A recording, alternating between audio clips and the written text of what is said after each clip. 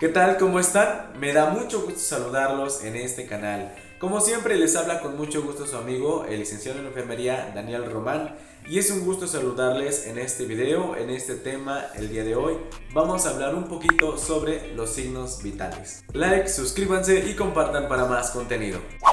Los signos vitales son parámetros clínicos que reflejan el estado fisiológico del paciente. Proporcionan datos que nos darán las pautas para evaluar el estado homeostático del paciente, indicando su estado de salud presente, así como los cambios o su evolución, ya sea positiva o negativamente. Ahora bien, ¿cuáles son los signos vitales? Los signos vitales son la tensión arterial, frecuencia cardíaca, frecuencia respiratoria, temperatura y saturación de oxígeno. Se le llama tensión arterial a la fuerza que ejerce la sangre sobre las paredes de las arterias y la resistencia opuesta por las paredes de las mismas. Ahora bien, la tensión arterial es un conjunto de dos presiones, la presión sistólica y la presión diastólica. La presión sistólica es la presión generada por la contracción o bien el vaciado de los ventrículos, y la presión diastólica es la presión producida por la relajación o bien el llenado de los ventrículos. De esta manera, cuando nosotros tomamos la tensión arterial y nos sale, por ejemplo, un resultado de 120 sobre 80 milímetros de mercurio, bien sabemos que el 120 corresponde a la presión sistólica, mientras que el 80 corresponde a la presión diastólica. Ahora hablemos de los valores normales. La tensión arterial normal se encuentra entre los valores de 110 sobre 70 milímetros de mercurio y 130 sobre 90 milímetros de mercurio. Estos valores corresponden a un adulto. Ahora bien, si los valores se encuentran por debajo de 110 sobre 70, como por ejemplo 90 sobre 60 milímetros de mercurio, estamos hablando de que el paciente presenta una hipotensión. El término hipotensión lo utilizamos para referirnos a los valores que se encuentran por debajo de lo normal en la tensión arterial. Si por el contrario, chicos, los valores se encuentran por arriba de lo normal, como por ejemplo 140 sobre 90 milímetros de mercurio, estamos hablando de que el paciente presenta una hipertensión. Así es, utilizamos el término hipertensión para referirnos a los valores que se encuentran por arriba de lo normal en la tensión arterial. Para medir la tensión arterial utilizaremos un baumanómetro y un estetoscopio. Hay manuales y digitales, sin embargo yo les voy a mostrar las partes de un baumanómetro y un estetoscopio manual. El baumanómetro se conforma por un brazalete, por unas vías o bien tubos, perilla o válvula reguladora, una bombilla insufladora y un manómetro que nos va a medir la tensión arterial en milímetros de mercurio. También tenemos el estetoscopio, con el cual vamos a escuchar los ruidos. Tenemos las olivas, que son las pequeñas piezas con las que escuchamos, esas van en nuestros oídos, van conectadas a los auriculares. También tenemos la conexión en Y, la manguera o el tubo, la campana, que a su vez cuenta con un diafragma, o en otros lados lo conocen como membrana. Otro signo vital es la frecuencia cardíaca. A este se le conoce como el número de latidos del corazón en un minuto, cuyo número normal varía según las condiciones del cuerpo, si está en reposo o en actividad.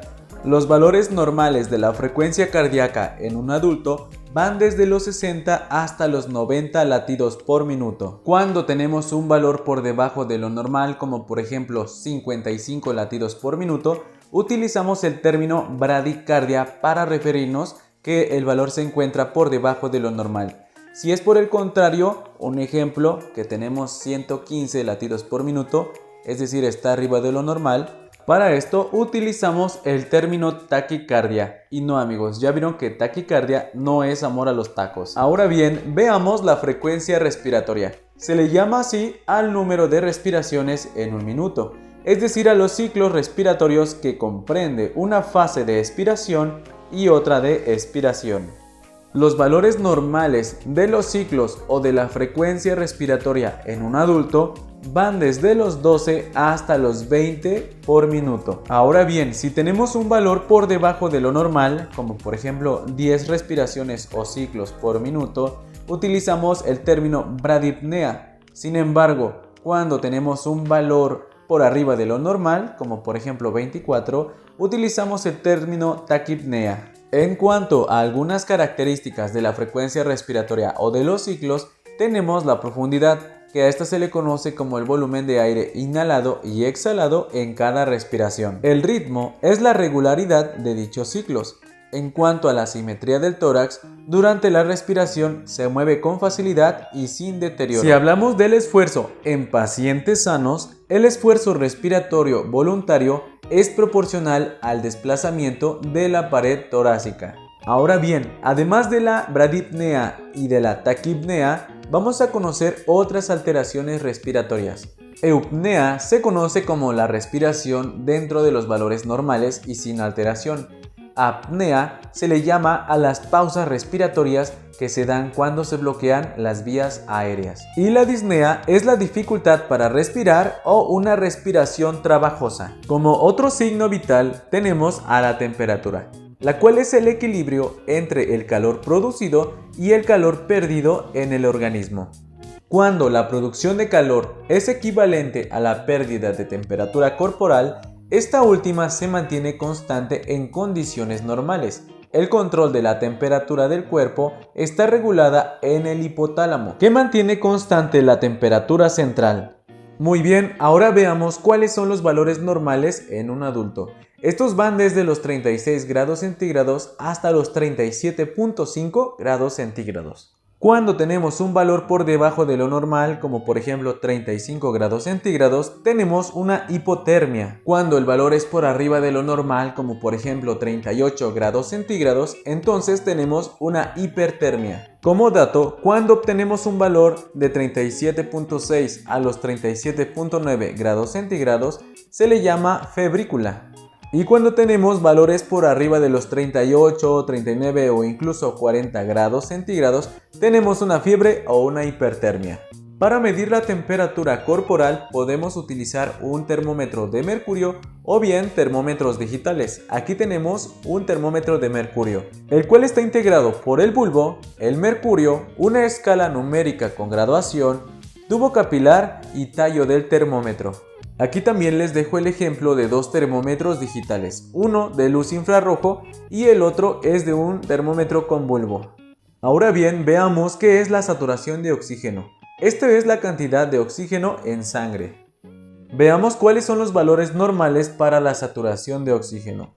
Una saturación normal va desde los 95 hasta los 99%. Cuando tenemos unos valores de 91% a 94%, tenemos una hipoxia leve. Cuando el oxímetro marca una oxigenación de 86% a 90%, tenemos una hipoxia moderada. Y cuando el oxímetro marca una saturación de 86% o menos, tenemos una hipoxia severa. En un oxímetro siempre vamos a poder observar la saturación de oxígeno.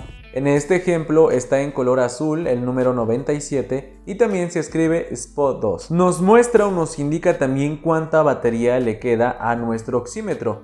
También podemos observar la frecuencia del pulso o bien la frecuencia respiratoria. También viene en este ejemplo en color azul el número 84. Como ven, les muestra la saturación de oxígeno y la frecuencia cardíaca. Cuenta con un botón de encendido y apagado. Tiene una forma de la onda de pulso también que la va marcando en la pantalla. Y tiene una barra de pulsos que también muestra las pulsaciones. Cuenta con una pantalla LED a colores y va dependiendo la marca o el diseño, muestra las cifras de diferentes colores. Esto es un oxímetro, es un aparato que nos ayuda a medir la cantidad de oxígeno en sangre. Te invitamos a ver los videos de la práctica en nuestro canal. Cuídense mucho y nos vemos en el próximo video.